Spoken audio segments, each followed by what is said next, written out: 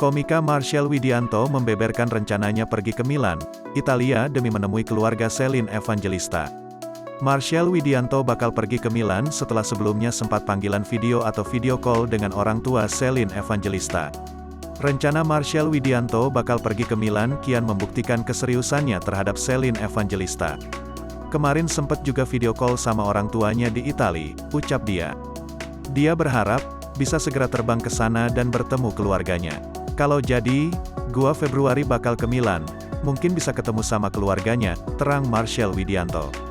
Dalam kesempatan tersebut, Marcel Widianto mengatakan bahwa dirinya dan Celine Evangelista saling menyayangi. Gua sama Celine bisa dibilang saling sayang karena memang kita dekat dan sering barengan juga. Celine sayang sama gua sayang sama Celine, jelasnya. Kendati demikian, Marcel mengaku belum ada hubungan resmi antara dirinya dengan Celine. Namun, keduanya saling memberikan perhatian kecil. Marcel pun juga sempat melemparkan celetukan saat dirinya pernah jalan berdua dengan anak Celine.